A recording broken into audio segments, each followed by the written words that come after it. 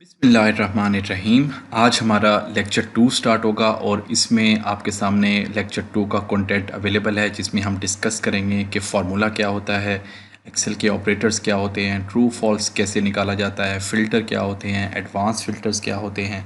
फिर उसके बाद हम बहुत ही इंपॉर्टेंट फार्मूला है जो कि इफ़ का है, उसको डिस्कस करेंगे। उसके बाद हम एंड के फार्मूले को डिस्कस करेंगे, और का फार्मूला कैसे काम करता है, और ये तीनों यानी कि इफ़, एंड, और ये कंबाइन कैसे काम करते हैं। फिर उसके बाद हम काउंट इफ़ के बारे में बात करेंगे और काउंट ए के बारे में बात करेंगे, और फाइनली हम नेस्टेड इफ़ के बारे में बात करेंगे। तो चलिए हम अपना लेक्चर 2 जो है वो स्टार्ट करते हैं। तो सबसे पहले चलिए हम चलते हैं कि और डिस्कस करते हैं कि फ़ॉर्मूला क्या होता है। देखिए, फ़ॉर्मूला ये होता है कि एक्सेल के अंदर आपने, अगर मैं यहाँ पे एक नया टैब अपने पास इंसर्ट कर लेता हूँ, तो एक्सेल के अंदर आपने क्या करना होता है कि आपके पास जब डाटा अवेलेबल होता है, डिफरेंट डाटा सेट, तो आपने फार्मूला यूज़ कर सकते हो और different kind of formula use कर सकते हो अपनी ज़रूरत के हिसाब से। फॉर एग्ज़ाम्पल यहाँ पे मैं कुछ नंबर लिख देता हूँ। मैं कहता हूँ कि मेरे पास जैन का महीना है, इसको मैं थोड़ा सा जूम कर देता हूँ। और यहाँ पे मैं कहता हूँ कि मेरे पास फेब का महीना है, यहाँ पे मार्च का महीना है, और इसी तरह से जैन के महीने में यहाँ पे मेरे पास सेल्स के कुछ नंबर आ रहे हैं, वो मैं मेंशन कर देता हूँ। यहाँ पे मंथ मेंशन कर देता हूँ, और मैं कहता हूँ कि मेरे पास जनवरी में 100 यूनिट जो है ना वो सेल हुए हैं, फरवरी में मेरे पास 500 हुए हैं, और मार्च में मेरे पास 800 हुए हैं। अब मैं इसको फार्मूला यूज़ करने के लिए क्या करूँगा, अब मैंने इसको अगर सम करना है, तो सम करने के लिए आपके पास एक तरीका ये है कि आप होम टैब पे जाएंगे और यहाँ आपके पास ऑटो सम आ रहा है। अगर आप यहाँ से नहीं करना चाह रहे तो इसकी शॉर्ट की क्या है कि आप ऑल्ट इज इक्वल टू यहाँ पे प्रेस करेंगे तो आपके पास सम आ जाएगा। फार्मूला लगाने के लिए आपको सबसे पहले सम के लिए या किसी भी और फार्मूले के लिए इज इक्वल टू लगाना पड़ता है, या आपको प्लस का साइन लगाना पड़ता है, तो ही आपका फार्मूला जो है वो काम आता है। अदरवाइज़ वो एक्सेल उसको एज अ टेक्स्ट कंसीडर करेगा और उसको फार्मूला कंसीडर नहीं करेगा। तो मैं क्या करता हूँ, यहाँ पे अब मुझे सम का फार्मूला यूज़ करना है, तो मैं क्या लिखूँगा, इज़ इक्वल टू सम। तो मेरे पास नीचे एक आप देख सकते हैं कि रेंज आ गई है फार्मूलों की। आप अगर फार्मूला मिस कर रहे हैं, भूल रहे हैं, तो आप यहाँ से भी देख सकते हैं कि आपको कौन सा फार्मूला चाहिए। अभी मैंने सिर्फ सम करना है, तो मैं क्या करता हूँ, इज़ इक्वल टू सम, और मैं जैसे ही ब्रैकेट ओपन करूँगा तो आपने यहाँ पे ये जो आपके पास सिंटेक्स ओपन हो चुका है, ये बहुत इंपॉर्टेंट होता है। ये आप कैसे ओपन कर सकते हैं, यहाँ से भी आप सिंटेक्स देख सकते हैं। आप फार्मूला बार के साथ यहाँ पे आपके पास इंसर्ट फंक्शन का एक ऑप्शन आ रहा है, आप इसको अगर क्लिक करोगे तो आपके पास यहाँ पे एक छोटी सी विंडो ओपन हो जाएगी। आप यहाँ से भी जो अपने आर्गूमेंट्स हैं वो दे सकते हैं। यहाँ पे आप देख सकते हैं कि सबसे पहले आपके पास नंबर 1 का ऑप्शन आ रहा है। एक्सेल पूछ रहा है कि आपने सम करना है तो किन किन नंबर को करना है, पहला कौन सा नंबर करना है। मैं कहता हूँ कि मैंने इसको करना है। मैं पहले इसको भी सिलेक्ट कर सकता हूँ, इसको भी कर सकता हूँ, किसी को भी कर सकता हूँ। तो उसके बाद एक्सेल पूछेगा कि दूसरा नंबर कौन सा है, तो मैं क्या बोलूँगा, पहले मैंने E6 सिलेक्ट किया था, अब मैं E5 कर लेता हूँ। एक्सेल पूछेगा तीसरा कौन सा है, मैं E4 कर लेता हूँ। मेरे पास 3 ही नंबर हैं, तो आप देखेंगे नीचे आपके पास वो नंबर ऐड होते जाएंगे, और मैं यहाँ पे जैसे ही ओके लगाऊंगा तो आपके पास यहाँ पे सम आ जाएगा। और अगर मैं यहाँ पे मल्टीप्लिकेशन का फार्मूला यूज़ करना चाह रहा हूँ, लाइक यहाँ पे मैं 10 जो है यूनिट यहाँ पे लिख देता हूँ, या 10 मैं यहाँ पे प्राइस लिख देता हूँ कि for example price per unit जो है वो कितनी है, 10 की है। तो यहाँ से अब ये मेरे पास आप देख सकते हैं कि प्राइस पर यूनिट में यूनिट मेरे पास जो है वो शो नहीं हो रहा। तो मैं क्या करूँगा, यहाँ से डबल क्लिक करके अपने जो सेल की विड्थ है उसको मैं थोड़ी सी बढ़ा दूंगा, या मैं कंट्रोल Z करके अगर मैं E और F के दरमियान जाके डबल क्लिक करूँगा तो भी मेरी सेल की जो विड्थ है वो ऑटोमेटिकली एडजस्ट हो जाएगी। अब मैं क्या करता हूँ, यहाँ से मल्टीप्लिकेशन मैंने करनी है तो इज़ इक्वल टू पहले लगाऊंगा, जैसे मैंने आपको बताया है। 100 जो है उसको सिलेक्ट करूँगा, फिर मैं मल्टीप्लाई करूँगा। मल्टीप्लिकेशन के लिए आप स्टेरिक यूज़ करते हो, और फिर मैं अपना वो वाला सेल सिलेक्ट कर दूंगा जहाँ पे मेरे पास 10 आ रहा है। आप ये मैनुअली भी कर सकते हो, लाइक अगर मैं यहाँ पे इज़ इक्वल टू करता हूँ और यहाँ 100 वाला सेल सिलेक्ट करने की बजाय मैं 100 टाइप कर देता हूँ, फिर मल्टीप्लाई करता हूँ, और 10 वाला सेल सिलेक्ट करने की बजाय यानी कि F2 सिलेक्ट करने की बजाय मैं यहाँ पे 10 जो है वो अगर सिलेक्ट कर लेता हूँ, टाइप करता हूँ तो भी मेरे पास जो है वो आंसर वही आ जाएगा। नेक्स्ट हमारे पास है कि एक्सेल के ऑपरेटर क्या होते हैं। ऑपरेटर ये होते हैं कि आप यहाँ पे देख सकते हैं कि आपको इन साइंस के बारे में मालूम होना चाहिए कि ग्रेटर देन के लिए आप ये वाला साइन यूज करते हो, लेस देन के लिए ये वाला करते हो, इक्वल टू के लिए ये वाला करते हो, ग्रेटर देन इक्वल टू के लिए ये वाला करते हो और लेस देन इक्वल टू के लिए ये वाला करते हो। तो ये वाले साइन जो है वो हम नॉर्मली इफ के फंक्शन में यूज कर रहे होते हैं, और के फंक्शन में यूज कर रहे होते हैं, एंड में यूज करते हैं, कहीं पे भी हम यूज कर सकते हैं, डिपेंड करता है कि आपकी रिक्वायरमेंट क्या है। उसके बाद हम देखते हैं कि ट्रू फॉल्स जो है वो क्या होता है। ट्रू फॉल्स ये होता है कि अगर मैं यहाँ पे अगर ऑपरेटर में आऊँ तो मैं एक्सेल से पूछता हूँ कि क्या इज इक्वल टू, मैं कहता हूँ कि क्या 1000 ग्रेटर है 2000 से, तो मैं एक्सेल से दूसरे लफ्ज़ों में पूछ रहा हूँ क्या 1000 2000 से बड़ा है, तो बड़ा नहीं है, छोटा है। तो मैं जैसे ही एंटर करूँगा तो एक्सेल कहेगा कि फॉल्स, नहीं आप गलत कह रहे हैं, वो जो है 1000 2000 से छोटा है। अब मैं अगर यहाँ पे ये लेस देन वाला ऑप्शन यूज़ कर लेता हूँ तो आप देखेंगे यहाँ पे मेरे पास ट्रू आ गया है। इसी तरह से मैं कोई और नंबर ले लेता हूँ, मैं कहता हूँ क्या 100 इज़ इक्वल टू है 100 के, तो एक्सेल कहेगा कि ट्रू। इसी तरह मैं कहता हूँ क्या 100 इज़ ग्रेटर देन और इज़ इक्वल टू 100 के, मतलब कि क्या 100 के इज़ इक्वल टू या ग्रेटर देन है, ग्रेटर देन तो नहीं है, इज़ इक्वल टू है, तो भी एक्सेल ने मुझे यहाँ पे ट्रू का फंक्शन दे दिया है। तो ये जो है ना वो आपको साइन आने चाहिए। अभी हम आगे जाके डिस्कस करेंगे कि आप इस तरह के साइन कैसे यूज़ कर सकते हैं। नेक्स्ट हम डिस्कस कर लेते हैं कि आप फ़िल्टर और एडवांस फ़िल्टर जो है वो कैसे यूज़ कर सकते हैं। आप यहाँ पे देख सकते हैं मेरे पास एक डाटा रेंज मौजूद है जिसमें मेरे पास एम्प्लॉई आईडीज़ आ रहे हैं, मेरे पास जो है वो लास्ट नेम आ रहा है, मेरे पास सेल की अमाउंट आ रही है, कंट्री आ रही है और यहाँ पे मेरे पास क्वार्टर आ रहा है। अब अगर आपने सिंपल जो है वो अगर फ़िल्टर यूज़ करना हो, लाइक अगर मैंने देखना हो कि एम्प्लॉई आईडी नंबर 5393 की कितनी सेल है, तो मैं क्या करूँगा, मैं यहाँ से जो एम्प्लॉई आईडी है उसको सिलेक्ट करूँगा और यहाँ से सॉर्ट एंड फ़िल्टर पे जाऊँगा, इसको ओपन करूँगा, यहाँ से मेरे पास फ़िल्टर का ऑप्शन आ जाएगा। फ़िल्टर को जैसे ही मैं क्लिक करूँगा तो आप देखेंगे मेरे पास वो तमाम जो रो आ रही है उस सब के ऊपर मेरे पास फ़िल्टर अप्लाई हो चुका है यहाँ पे। अगर आप फ़िल्टर को शॉर्ट की के थ्रू अप्लाई करना चाह रहे हैं तो मैं यहाँ पे कंट्रोल Z करता हूँ, अगेन कंट्रोल Z करता हूँ और इसकी जो शॉर्ट की है वो है ऑल्ट होम SF, ठीक है। तो उसके थ्रू भी आप देख सकते हैं इस पूरी रो में यहाँ पे फ़िल्टर आ चुका है।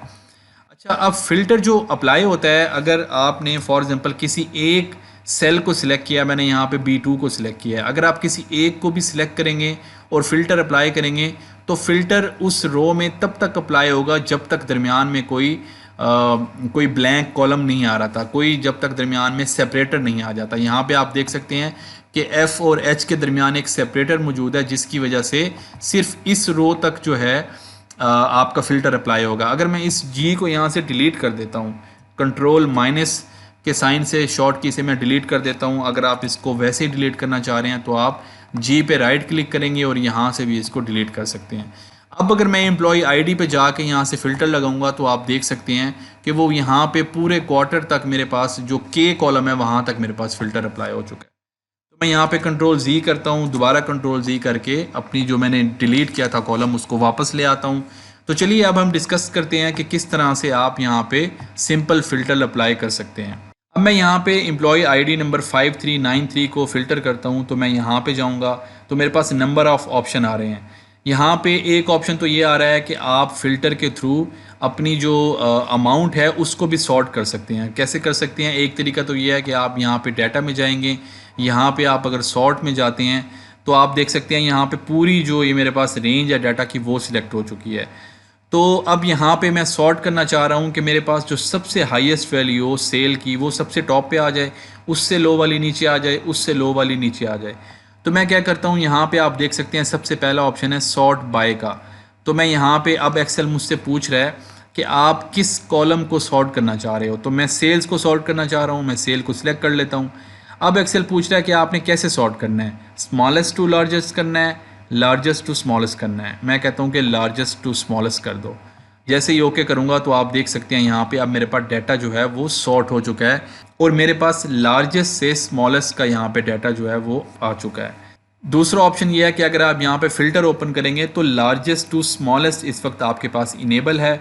आप यहाँ पे अगर स्मॉलेस्ट टू लार्जेस्ट क्लिक कर देंगे तो आपके पास यहाँ पे डाटा उसके अकॉर्डिंगली सॉर्ट हो जाएगा। मैं यहाँ पे जाके इसको क्लियर कर देता हूँ। तो ये तो एक ऑप्शन था कि आप सॉर्ट कैसे कर सकते हैं। दूसरा ऑप्शन ये है कि आप सॉर्ट बाय कलर भी कर सकते हैं। जैसे अगर मैं यहाँ पे इन चार जो मेरे पास 5 मेरे पास सेल्स हैं, इनको यहाँ जाके मैं येलो कलर कर देता हूँ।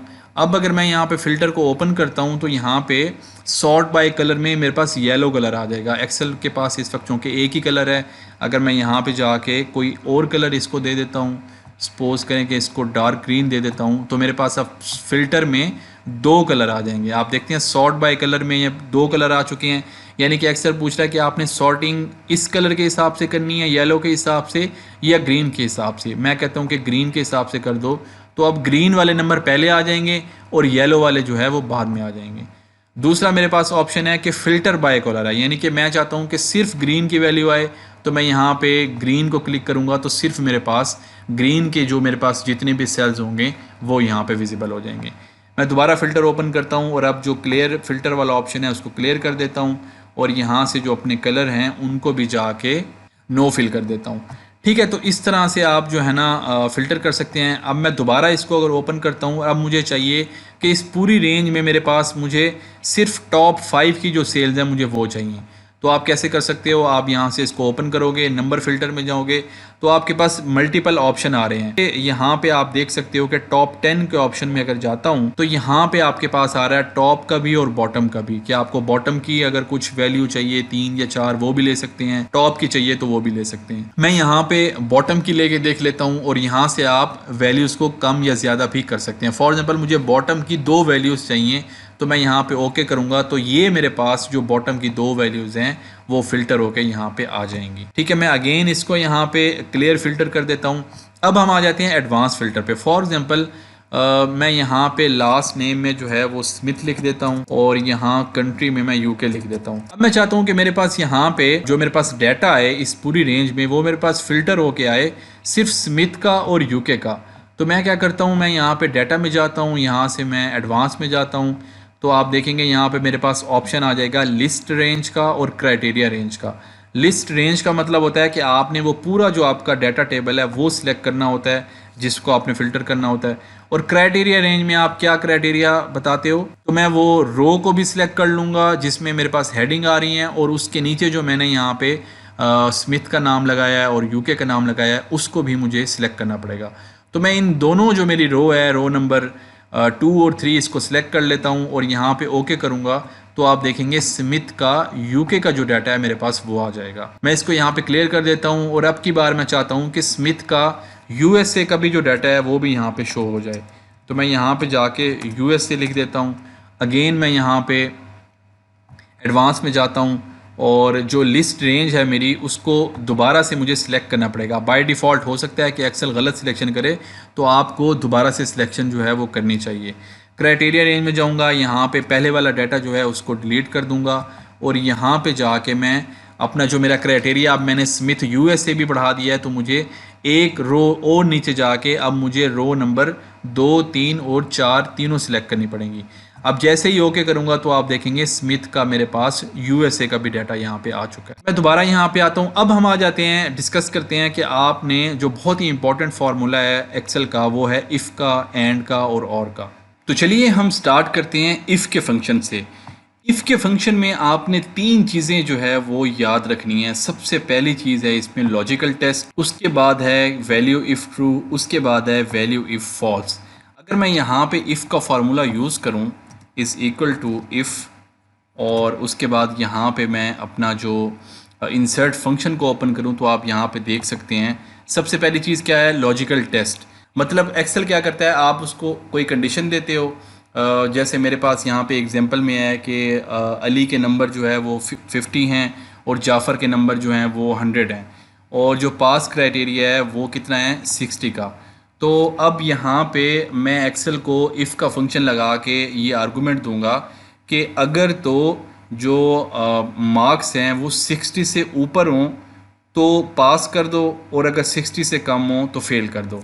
यानी कि मैंने कंडीशन लगा दी 60% मार्क्स की और मैंने एक्सेल को बोला कि 60 मार्क्स हों और अगर आपकी वो वैल्यू ट्रू है, यानी कि यहाँ पे आप देख सकते हैं पहला क्या है लॉजिकल टेस्ट, फिर क्या है वैल्यू इफ़ ट्रू और फिर क्या है वैल्यू इफ़ फॉल्स। चलिए यहाँ पे मैं चेक करता हूँ ट्रू और फॉल्स लगा के कि क्या मेरे पास ये जो हासिल करदा नंबर हैं ये 60 से कम हैं या ज़्यादा हैं। तो मैं क्या करता हूँ, मैं कहता हूँ is equal to 50 greater than और इज़ इक्वल टू 60। क्या ये 60 से कम या ज़्यादा हैं? तो एक्सेल बोलेगा फॉल्स, क्योंकि एक्सेल बोलेगा कि ये जो नंबर हैं आपके 50 वो 60 से कम हैं। तो इसलिए यहाँ पे वो फॉल्स दे देगा कि नहीं, आपकी ये वाली स्टेटमेंट जो है वो फॉल्स है। उसके बाद मैं अगर यही नीचे ड्रैग कर लेता हूँ तो इस केस में मेरे पास ट्रू हो जाएगा। अब एक्सेल को मैं क्या बोलूँगा, मैं एक्सेल को बोलूँगा कि भाई आपने चेक करना है, आपने ये जो लॉजिकल टेस्ट है पहले वो लगाना है, और लॉजिकल टेस्ट लगाने के बाद अगर तो उसकी वैल्यू ट्रू आ जाए, यानी कि इस केस में जाफ़र की वैल्यू जो है वो ट्रू होगी, तो आपने क्या करना है, आपने ट्रू की बजाय यहाँ पे मुझे पास दे देना है, और उसके बाद अगर वो फॉल्स वैल्यू हो तो यहाँ पे आपने फेल दे देना है। जैसे हमने लेक्चर 1 में भी मेरा ख्याल है कि डिस्कस किया था कि अब मैंने अगर फॉर्मेट सेम करना है तो मैं क्या करता हूँ, फॉल्स को सिलेक्ट करता हूँ, फॉर्मेट पेंटर पे जाता हूँ और इस दोनों जो मेरे सेल हैं इनको भी सिलेक्ट करता हूँ तो मेरा सेम फॉर्मेट आ जाएगा। ठीक है, तो अब ये जो मैंने मैनुअल किया है, यानी कि पहले मैंने मैनुअली फॉल्स और ट्रू निकाला, फिर मैंने मैनुअली जो है वो पास और फेल निकाला। अब मैं ये सारी चीज़ें अपने इफ़ के फार्मूले से यूज़ करूँगा। तो मैं क्या करता हूँ, यहाँ पे आऊँगा और इज़ इक्वल टू इफ़, और यहाँ पे आप अगर इंसर्ट पे क्लिक करेंगे और लॉजिकल टेस्ट देंगे, यानी कि सबसे पहले मैं क्या लॉजिकल टेस्ट दूंगा कि if this one greater than और इज़ इक्वल टू 60 के, ये मेरी एक लॉजिकल टेस्ट हो गई। ठीक है, और उसके बाद मैं क्या करूँगा, वैल्यू इफ़ ट्रू, तो अगर मेरी यानी कि वो जो C10 की वैल्यू है अगर वो मेरी ज़्यादा हो 60 से या इज़ इक्वल टू, तो क्या कर दे, पास यहाँ पे कर दे। तो यहाँ पे आपने देखा कि पास हो गया। उसके बाद नेक्स्ट क्या करेगा, अगर यहाँ पे वो वैल्यू जो है वो फॉल्स हो जाए तो क्या करे, यहाँ पे वो फेल कर दे। अब आप देखेंगे जैसे ही मैं यहाँ पे फेल का आर्गूमेंट लगाऊंगा तो यहीं पे ही मेरे पास फाइनल यहाँ पे आंसर भी आ जाएगा जो कि इस वक्त फेल का है। तो एक्सेल ने सबसे पहले यहाँ पे यहीं पे सोल्यूशन निकाल लिया। एक्सेल ने बोला कि C10 जो है वो छोटा है 60 से, तो ऑटोमेटिकली यहाँ पे फॉल्स आ गया है। नेक्स्ट मैंने कहा कि आप यहाँ पे अगर ये स्टेटमेंट ट्रू हो तो आपने पास करना है, वरना फॉल्स करना है। तो चूँकि ये स्टेटमेंट फॉल्स है तो एक्सेल ने यहाँ पे फेल कर दिया, और अगर मैं इसको ओके करूँगा तो आप देखेंगे यहाँ पे जो अली है वो यहाँ पे स्टेटस उसका फेल आ जाएगा। और अगर मैं यहाँ जाफ़र में इसको यहाँ पे कॉपी करके नीचे पेस्ट करूँ और अपने इस फार्मूला को मैं यहाँ नीचे ड्रैग कर दूँ, तो आप देखेंगे कि जाफ़र जो है वो यहाँ पे पास हो चुका है, क्योंकि जो 100 हैं वो ग्रेटर देन और इज़ इक्वल टू 60 के हैं। नेक्स्ट हम डिस्कस करते हैं अपना एंड का फार्मूला। तो मैं क्या करता हूँ, यहाँ पे एक नया टैब बना लेता हूँ और यहाँ पे मैं एंड लिख देता हूँ, और यहाँ पे मैं सब्जेक्ट लिख देता हूँ, सपोज करें उर्दू का, और यहाँ पे लिख देता हूँ इंग्लिश का, और यहाँ पे मैं लिख देता हूँ मार्क्स 50 के, यहाँ पे लिख देता हूँ 70 के, और यहाँ पे स्टूडेंट कोई भी लिख देता हूँ स्टूडेंट ए। ठीक है, और इसको मैं कर देता हूँ यहाँ से जूम। अच्छा, अब मेरी जो कंडीशन है यहाँ पे सपोज करें कि वो ये है कि अगर किसी स्टूडेंट के दोनों सब्जेक्ट में 60 से ज़्यादा नंबर होंगे तो वो पास होगा, वरना वो फेल हो जाएगा। ठीक है, मैं दोबारा रिपीट कर देता हूँ कि यहाँ पे मैं रिक्वायरमेंट लिख भी देता हूँ कि marks in both subjects must be greater than 60। अगर ये हो तो क्या हो, पास हो, वरना क्या हो, फेल हो। ठीक है, तो अब इस केस में क्या होगा, मैं अगर यहाँ पे मैनुअली देखूँ तो यहाँ पे तो 50 हैं, यहाँ पे 70 हैं। इंग्लिश में तो मेरी कंडीशन पूरी हो रही है 60 वाली, लेकिन यहाँ पूरी नहीं हो रही। तो अब इसको मैं यहाँ पे एंड के फार्मूले के थ्रू देखूँगा कि क्या वो मेरी स्टेटमेंट ट्रू है या फॉल्स है, और फिर उसके बाद मैं उसको जॉइंट कर दूँगा इफ़ के फार्मूला से, और वहाँ से फिर मैं पास या फेल जो है वो कैलकुलेट करूँगा। तो एंड का फार्मूला हमेशा यूज़ होता है जब आपकी कोई से एक से ज़्यादा कंडीशन मैंडेटरी होती हैं। जब आपके पास दोनों ऑप्शन या दो से ज़्यादा ऑप्शन मैंडेटरी हो जाएं, तब आप एंड का फार्मूला लगाते हैं, और आप एक्सेल को बोलेंगे कि फॉर एग्जांपल इस केस में एक्सेल को क्या बोलेंगे कि आप चेक करो कि उर्दू में भी 60 नंबर से ज़्यादा हों, और यानी कि एंड, और इंग्लिश में भी 60 से जो है ना वो ज़्यादा हों। तो मैं क्या करता हूँ, इज़ इक्वल टू यहाँ पे एंड लगाऊंगा, और यहाँ से अगर मैं इंसर्ट फंक्शन ओपन करूँगा तो लॉजिकल 1 वो मेरे से पूछ रहा है। तो पहली लॉजिक क्या है, मैं ये सेल सिलेक्ट करूँगा और मैं बोलूँगा कि ये वाला जो सेल है ये ग्रेटर देन हो 60 के। उसके बाद लॉजिक 2 में आ जाता हूँ, तो लॉजिक 2 क्या होगी कि ये वाला जो सेल है इंग्लिश का ये भी ग्रेटर देन हो 60 के। अब आप देख रहे हैं मैंने ये इन दो लॉजिक में जैसे ही यहाँ पे 60 लगाया तो यहाँ पे मेरे पास फॉल्स ऑप्शन आ गया, क्योंकि एक्सेल ने देखा एंड का फार्मूला अप्लाई किया, उसने कहा एक सब्जेक्ट में तो 70 है यानी कि 60 से ज़्यादा है, लेकिन दूसरे सब्जेक्ट में 60 से कम है, इसका मतलब है ये स्टेटमेंट फॉल्स है, ये ट्रू नहीं है। तो अगर मैं यहाँ पे इसको ओके कर दूंगा तो एक्सेल बोलेगा कि ये स्टेटमेंट आपकी फॉल्स है। अब मैं यहाँ पे फार्मूला यूज़ करता हूँ इफ़ का, और यहाँ पे डबल क्लिक करता हूँ और एंड से पहले मैं यहाँ पे इफ़ लगा लेता हूँ। इफ़ लगा के फार्मूला ओपन करूँगा तो अब आपने जो इम्पॉर्टेंट चीज़ है, जो अक्सर स्टूडेंट यहाँ पे मिस्टेक करते हैं वो यही करते हैं कि वो जो कोमा होता है या जो ब्रैकेट होती है वो गलत जगह पे क्लोज़ कर देती हैं या गलत जगह पे कोमा लगा देते हैं। अब मैं यहाँ पे अगर आऊँगा आखिर में और मैं यहाँ पे अगर कोमा लगा देता हूँ तो आप देखेंगे नीचे जो सेंटेक्स है वो इस वक्त क्या बोल्ड हो चुका है, वैल्यू इफ़ ट्रू का। ठीक है, तो अगर मैं यहाँ पे दोबारा से सपोज करें कि इफ़ के साथ एंड को मिलाता हूँ, मैं कहता हूँ इज इक्वल टू इफ़, मैंने ओपन कर लिया अपनी पैरेंथेसिस।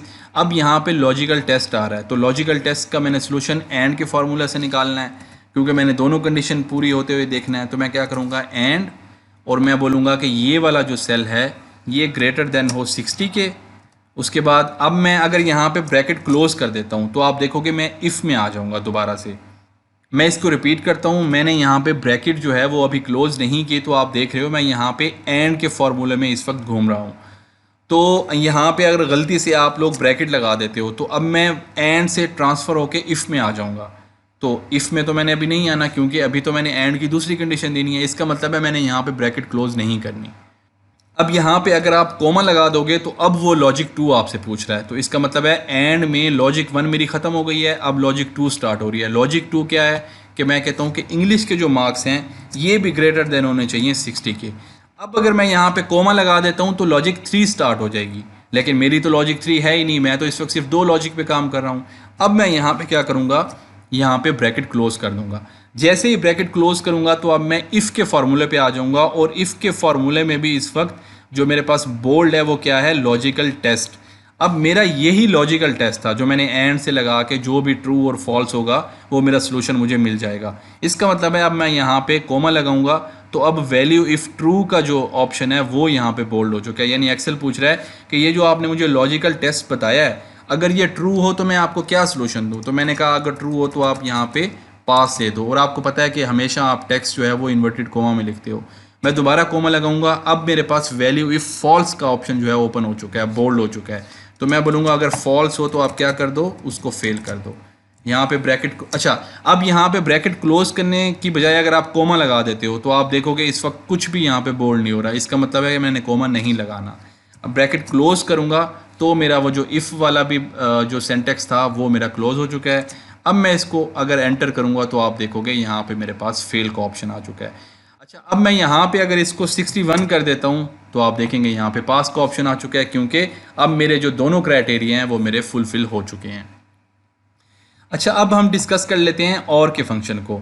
और के फंक्शन में क्या होता है कि और के फंक्शन में आपके पास सेम यही कंडीशन जो रहती है वही आपके आर्गूमेंट वही रहेगा, सिर्फ फ़र्क ये होगा कि और में आप ऑप्शन दे देते हो। क्या ऑप्शन देते हो, फॉर एग्जांपल मैं इस केस में कहता हूँ कि इसको दोबारा मैं 50 कर देता हूँ, और मैं कहता हूँ कि अब मैं यहाँ पे इसको अगर कॉपी कर लेता हूँ, इसको यहाँ पे मैं लिख देता हूँ एंड।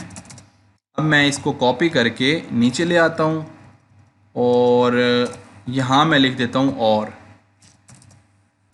मैं कहता हूँ marks in any subject greater than 60 हो तो वो पास हो जाए या फेल हो जाए। यानी कि इन दो सब्जेक्ट में से अगर किसी एक सब्जेक्ट में भी अगर 60 से ऊपर मार्क्स हो तो वो एक्सेल उसको पास कर दे। इस दोनों में आप जो है वो फ़र्क देख सकते हैं। पहले कंडीशन में क्या था, यहाँ पे बोथ का लफ्ज़ था, यहाँ पे एनी का लफ्ज़ है। यहाँ पे बोथ था तो मैंने एंड लगाया था, जहाँ पे मैंडेटरी हो जाता है, और जहाँ पे एनी का लफ्ज़ यूज़ हुआ है इसका मतलब है या का लफ्ज़ जो है वो यूज़ हुआ है, और या के लिए आप और इस्तेमाल करते हो। तो मैं क्या करता हूँ, यहाँ पे इसी फार्मूले को अगर मैं और लगाऊँ तो मैं क्या करता हूँ, इज़ इक्वल टू इफ़, और यहाँ पे मैं और का फंक्शन अब यूज़ करूँगा क्योंकि अब मुझे एनी सब्जेक्ट को देखना है। तो अगेन मेरी लॉजिक 1 वही होगी, मैं कहता हूँ ये अगर ग्रेटर देन हो 60 के, और कोमा लगाता हूँ। लॉजिक 2 क्या है कि ये अगर इंग्लिश के मार्क्स ग्रेटर देन हो 60 के, और यहाँ पे इसको क्लोज़ करके मैं दोबारा इफ़ के फंक्शन में आ जाता हूँ, और यहाँ पे मैं कहता हूँ कि अगर ये ट्रू हो तो आप पास कर दो, इन्वर्टेड कोमा क्लोज़ करूँगा, और अगर फॉल्स हो तो क्या कर दो, फेल कर दो, इन्वर्टेड कोमा दोबारा क्लोज़ करके एंटर करूँगा। तो आपने देखा वही मैंने आर्गूमेंट दिया, लेकिन इस केस में मुझे पास सॉल्यूशन दे रहा है, और ये मेरा एंड का सॉल्यूशन था, ये मेरा और का सॉल्यूशन है।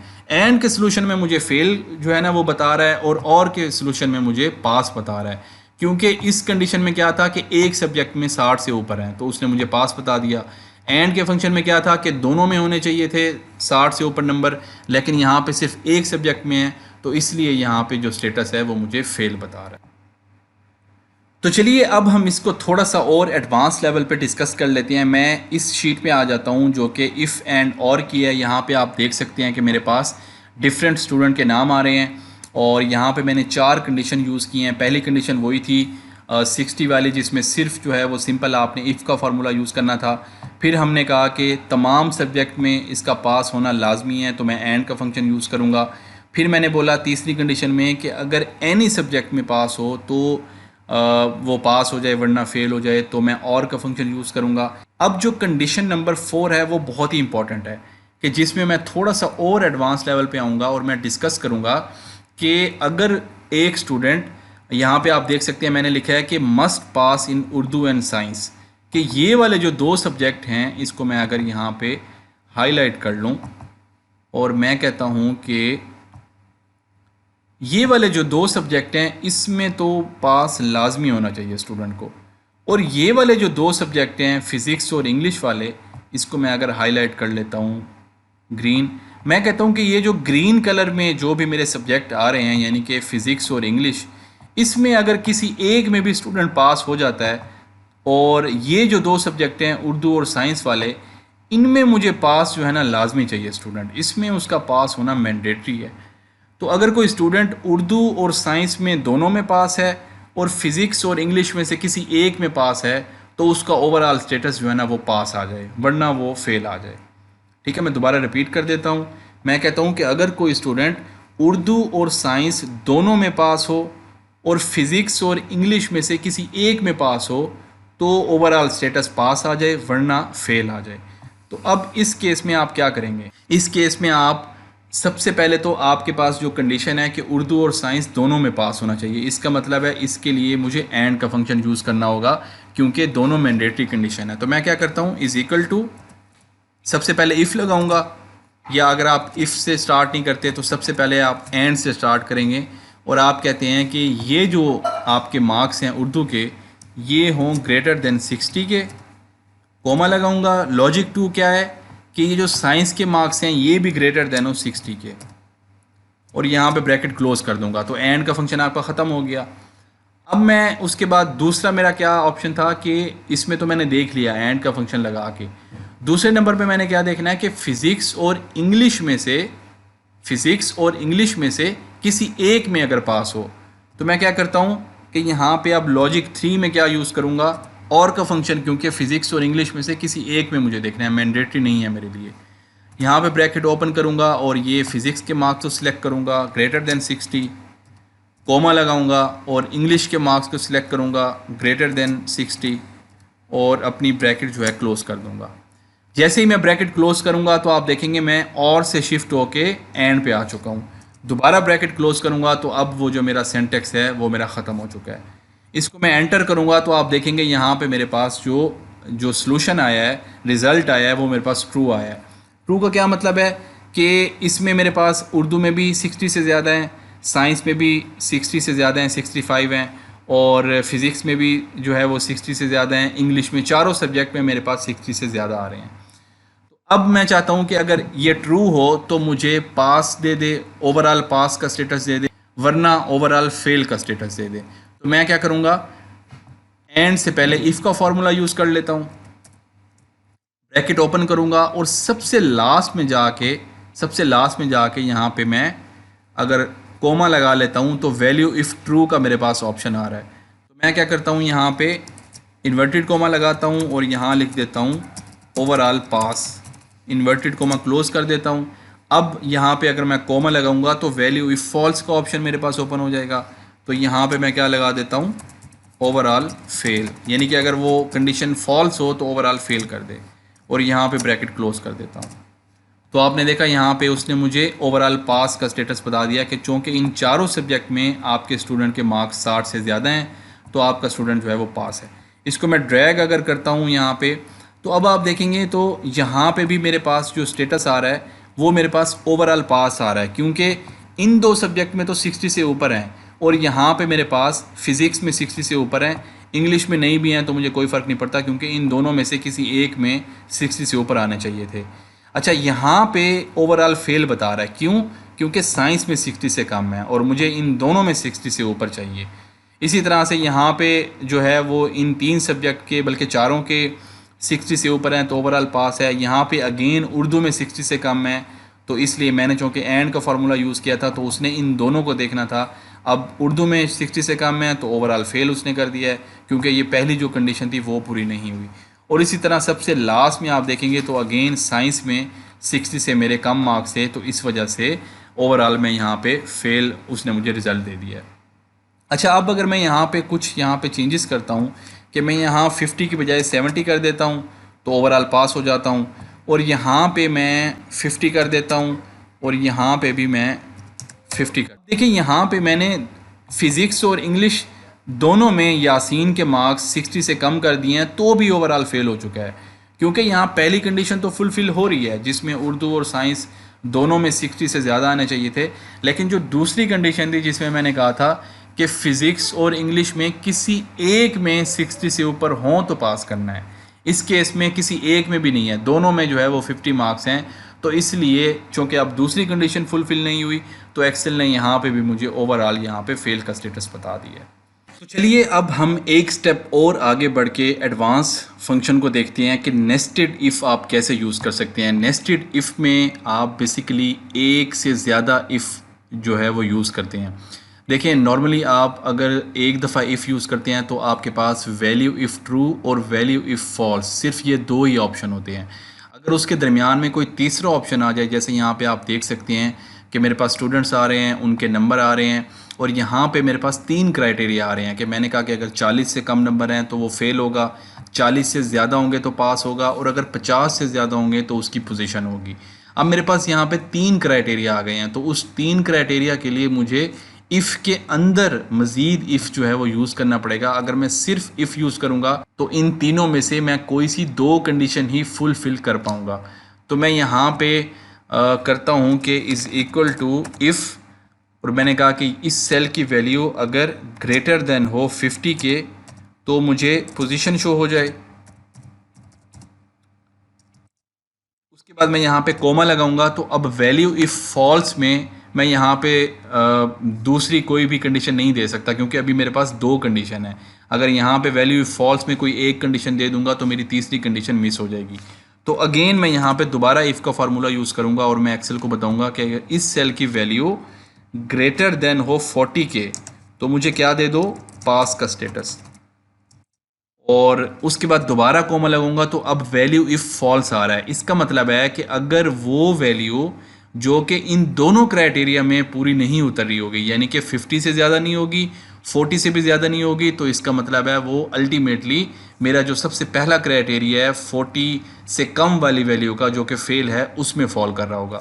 तो मैंने कहा इसके अलावा जो भी वैल्यू हो सेल के अंदर तो आप उसको फेल कर दो, क्योंकि वो वैल्यू अगर मेरे पास 40 से ज़्यादा भी नहीं है, 50 से ज़्यादा भी नहीं है, इसका मतलब है कि वो 40 से कम होगी, और 40 से कम होगी तो वो फेल होगा।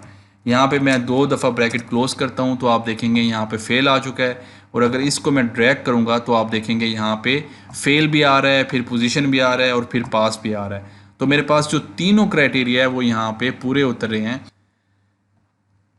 अब हम बात करते हैं काउंट इफ़ के बारे में। तो मैं यहाँ पे काउंट इफ़ की जो शीट है मेरे पास टैब ओपन कर देता हूँ, और काउंट इफ़ के अंदर हम ये तमाम चीज़ें डिस्कस करेंगे, जिसमें सबसे पहला जो मेरे पास टॉपिक है वो सिंपल काउंट इफ़ का है। तो मैं आपको बताता चलूँ कि काउंट इफ़ बेसिकली हम यूज़ करते हैं किसी भी डाटा के अंदर कुछ भी काउंट करने के लिए। जैसे आप देख सकते हैं यहाँ पे मेरे पास नंबर ऑफ़ स्टूडेंट्स अवेलेबल हैं, उनके मार्क्स अवेलेबल हैं और उसके बाद उनका स्टेटस अवेलेबल है कि उसमें से कौन पास है, कौन फेल है और कौन टॉपर है। अब यहाँ पे सपोज़ करें कि मैंने ये चेक करना है कि मेरे पास ये जो टोटल स्टेटस आ रहा है उसमें से मेरे पास कितने स्टूडेंट हैं जो कि पास हो गए हैं। तो मैं क्या करूँगा, यहाँ पे फार्मूला लगाऊँगा, is equal to count if मैं यूज़ करूँगा, यानी कि मैं एक्सेल को बोल रहा हूँ कि आप काउंट करो। अगर यहाँ पे मैं ब्रैकेट ओपन करूँगा तो सबसे पहले एक्सेल मुझसे रेंज मांगेगा, यानी कि एक्सेल मुझसे पूछेगा कि मैंने जब काउंट करना है तो किस रेंज में जाके मैंने काउंट करना है। तो इस केस में मेरे पास ये पूरी रेंज है जिसके अंदर से उसने पास को काउंट करना है। तो मैं ये पूरी रेंज सेलेक्ट कर लेता हूँ, यहाँ पे कॉमा लगाऊंगा और क्राइटेरिया मैं क्या दूंगा, पास का। तो अब क्राइटेरिया देने के लिए आप चूँकि टेक्स्ट लिखेंगे पास का तो आपको हमेशा इन्वर्टेड कोमा में लिखना होगा। मैंने यहाँ पे पास इन्वर्टेड कोमा में लिख दिया और मैं यहाँ पे ब्रैकेट क्लोज कर, तो आप देखेंगे मेरे पास 3 पास यहाँ पे हैं, 2 मेरे पास ये हैं और 1 मेरे पास ये वाला पास है। इसी तरह से नेक्स्ट जो दूसरा मेरे पास यहाँ पे क्राइटेरिया वो है मल्टीपल काउंट इफ़ एडिशन का, यानी कि आप अगर एक से ज़्यादा काउंट को ऐड करना चाहो तो कैसे करोगे। जैसे कि यहाँ पे आप देख सकते हैं कि मेरे पास पास भी हैं, फेल भी हैं और टॉपर भी हैं। तो अब मुझसे कोई पूछता है कि मुझे सिर्फ पास और फेल के स्टूडेंट्स बताओ कि कितने, मैं क्या करूँगा, यहाँ पे इज़ इक्वल टू कौन सी दूंगा, ये वाली, कोमा लगाऊंगा, क्राइटेरिया मेरा क्या होगा, पास का, मैं क्लोज कर दूंगा और अपनी ब्रैकेट क्लोज कर दूंगा। ब्रैकेट क्लोज करने के बाद मैं यहाँ पे एडिशन का साइन लगाता हूँ और यहाँ पे दोबारा से काउंट इफ़ का फंक्शन यूज़ करूँगा। तो मैंने काउंट इफ़ लगाया, ब्रैकेट ओपन की, रेंज में मैं उसको ये पूरी रेंज बता दूंगा, दोबारा यहाँ पे कोमा लगाऊंगा और अब की बार मैंने फेल को भी ऐड करना है। तो यहाँ पे मैंने इन्वर्टेड कोमा में फेल लिख दिया। जैसे ही मैं एंटर करूँगा तो आप देखेंगे यहाँ पे मेरे पास टोटल 6 स्टूडेंट्स होंगे, क्योंकि ये टोटल मेरे पास कितने स्टूडेंट हैं, 7, उसमें से एक टॉपर को निकाल दूँगा। उसके बाद यहाँ पे मेरे पास तीसरा जो ऑप्शन ये आता है कि उसके बाद यहाँ पे मेरे पास तीसरा ऑप्शन आता है काउंट इफ़ विद ऑपरेटर्स के साथ, कि अगर मुझे ये देखना हो कि मेरे पास डिफरेंट स्टूडेंट्स के मार्क्स यहाँ पे अवेलेबल हैं, मुझे ये देखना है कि कितने स्टूडेंट्स के 50 से ऊपर नंबर आए हैं। तो मैं क्या करता हूँ, मैं करता हूँ is equal to count if और ब्रैकेट ओपन करता हूँ और अब की बार जो रेंज है वो मैंने ये वाली सारी रेंज सेलेक्ट कर लेता हूँ, कोमा लगाता हूँ और क्राइटेरिया में मैं सबसे पहले स्टार्ट करता हूँ लेस देन से। तो मैं लेस देन का साइन लगा लेता हूँ और यहाँ पे कोई भी रैंडम नंबर ले लेता हूँ। 60 से कम कितने स्टूडेंट्स के नंबर हैं, तो आप देखेंगे सिर्फ एक स्टूडेंट आ रहा है जिसके 55 नंबर है। तो एक्सेल ने मुझे यहाँ से कैलकुलेट करके बता दिया। इसी तरह से अगर आप यहाँ पे ग्रेटर देन 60 कर लें तो आप देखेंगे आपके पास 5 स्टूडेंट आ जाएंगे, जो कि आप यहाँ से भी काउंट कर सकते हैं। उसके बाद आप less than is equal to आपके पास है, यहाँ पे मैं greater than is equal to अगर कर दूँ तो आपके पास 6 स्टूडेंट हैं जिनके 60 नंबर हैं या 60 से ऊपर नंबर हैं। उसके बाद मेरे पास ये पांचवा एक ऑप्शन है जो कि नॉट इज़ इक्वल टू का है। ये नॉट इज़ इक्वल टू का जो साइन होता है वो आप जो यूज़ करते हो वो ये वाला यूज़ करते हो। इस साइन का मतलब होता है नॉट इज़ इक्वल टू। तो मैंने अब एक्सेल से पूछा है कि 60 के इज़ इक्वल टू नंबर कितने लोगों के नहीं हैं। तो जैसे ही एंटर करूँगा तो वो बोलेगा कि 6 स्टूडेंट के नंबर नहीं है, क्योंकि आप देखेंगे इस वक्त मेरे पास टोटल कितने नंबर हैं, ये मेरे पास टोटल 7 स्टूडेंट के नंबर आ रहे हैं और एक स्टूडेंट का जो है वो 60 मार्क्स हैं। इसका मतलब है उसको एक्सेल जब निकाल देगा तो रिमेनिंग मेरे पास 6 स्टूडेंट बचेंगे जिनके 60 नंबर नहीं आए। ठीक है, उसके बाद यहाँ पे मेरे पास जो चौथा ऑप्शन है वो ये है कि अगर आपने ये देखना हो कि आपके पास ये डिफरेंट नेम्स आ रहे हैं, तो आपने अगर देखना हो कि मेरे पास के से कितने लोगों के नाम स्टार्ट हो रहे हैं, तो मैं कैसे करूँगा, मैं फार्मूला यूज़ अगेन करूँगा काउंट इफ़ और यहाँ पे मैं जो मेरी रेंज है वो अपनी नाम की रेंज दे दूँगा, यहाँ पे कोमा लगाऊँगा और यहाँ पे इन्वर्टेड कोमा लगा के अब मुझे के से स्टार्ट होने वाले नाम जो है वो बताने हैं। तो मैं क्या करूँगा, यहाँ पे के टाइप करूँगा और उसके बाद मैं वाइल्ड कार्ड का ये जो साइन है ये लगा दूँगा, जो कि स्टेरिक का साइन है, इसको लगा दूँगा और उसके बाद अपना इन्वर्टेड कोमा क्लोज़ कर दूँगा। इसका ये मतलब होता है, वाइल्ड कार्ड जो साइन है इसका मतलब ये होता है कि जो भी उससे पहले अल्फ़ाबेट आ रहा है उससे जितने भी नाम यहाँ पे क्रिएट होते हैं या उससे जो भी टेक्स्ट अवेलेबल होगा आपने वो काउंट करके बताना है। अब जैसे ही यहाँ पे मैं ब्रैकेट क्लोज करके एंटर करता हूँ तो आप देखेंगे मेरे पास काजिम और खालिद 2 नाम है जो कि के से स्टार्ट हो रहे हैं। तो यहाँ पे एक्सेल ने मुझे कैलकुलेट करके बता दिया। नेक्स्ट मेरे पास आता है कि अगर मैंने एंड देखना हो, मैंने देखना हो कि मेरे पास एम पे ख़त्म होने वाले कितने नाम हैं। तो मैं क्या करता हूँ, दोबारा से काउंट इफ़ लगाता हूँ और अब की बार मैं क्या करूँगा, रेंज जो है वो ये दे दूँगा और कोमा लगाऊंगा और अब वही काम करूंगा लेकिन उसको उलट कर दूंगा, यानी कि जो स्टेरिक मेरे पास साइन था वो पहले लगा दूंगा और उसके बाद मैं एम लगा दूंगा और इन्वर्टेड कोमा क्लोज कर दूंगा। यानी कि स्टेरिक का निशान लगाने का ये मतलब है कि अब मैंने एक्सेल को बताना है कि स्टेरिक का साइन और उसके बाद जो भी आपके पास अल्फ़ाबेट आए वो समझें कि वो मेरा आखिरी अल्फ़ाबेट होगा और आपने उसको काउंट करके बताना है। यहाँ पे मैं ब्रैकेट क्लोज करके एंटर करूँगा तो ये भी दो हैं, क्योंकि एक तो मेरे पास काजिम है और एक मेरे पास नसीम है। नेक्स्ट हम जो आखिरी यहाँ पे मेरे पास ऑप्शन है वो काउंट ए का है, तो मैं काउंट ए कब यूज़ करूँगा। अब सपोज़ करें कि आपके पास यहाँ पे ये एक रेंज आ रही है जिसमें स्टूडेंट के नाम है, उसके मार्क्स भी हैं। तो मैं अगर देखना चाह रहा हूँ कि मेरे पास कितने स्टूडेंट्स के मार्क्स जो हैं वो अवेलेबल हैं, ठीक है, या सपोज़ करें यहाँ पे अटेंडेंस आ रही है तो मैंने वो देखना है, यानी कि नंबर्स आ रहे होंगे जिस भी अगर कॉलम में मैंने अगर वो काउंट करने हैं तो मैं कैसे करूँगा, इस इक्वल टू काउंट और उसके बाद मैं सिंपल क्या करूँगा कि इसको सिलेक्ट कर लूँगा पूरी रेंज को और एंटर करूँगा। नंबर सीरीज़ आपके पास आ रही हैं, ये 7 नंबर सीरीज़ आ रही हैं डिफरेंट स्टूडेंट्स की। अच्छा, अब यही अगर मैं देखना चाहूँ अपने जो मेरे नंबर ऑफ़ स्टूडेंट्स हैं, अगर मैं उनको काउंट करना चाहूँ कि कितने मेरे पास स्टूडेंट्स आ रहे हैं, तो अगर मैं अपने पास ये काउंट ओपन करके और अपने स्टूडेंट्स की जो पूरी रेंज है इसको सिलेक्ट कर लेता हूँ और एंटर करूँगा तो आपके पास ज़ीरो आ जाएगा, क्योंकि जो काउंट का फंक्शन है वो हमेशा वैल्यू पे यूज़ होता है। अब अगर आप ये चाहते हैं कि आप टेक्स्ट पे यूज़ करें तो उसके लिए आपको काउंट ए यूज़ करना पड़ेगा।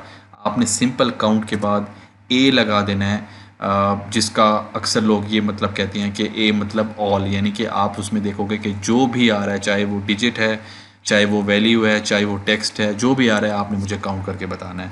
अब अगर मैं एंटर करूँगा तो आप देखेंगे मेरे पास 7 स्टूडेंट का यहाँ पे डाटा आ जाएगा, जिसकी वजह से आप काउंट ए यूज़ करते हैं। अब अगर यहाँ पे आप सपोज़ करो कि कोई डिजिट यहाँ पे मेंशन कर देते हो और उसके बाद आप अपनी जो डाटा रेंज है इसको यहाँ से बढ़ा देते हो और इसको अगर मैं यहाँ पे ड्रैग कर दूँ और एंटर कर दूँ तो आप देखेंगे अब ये यहाँ पे 8 हो जाएगा।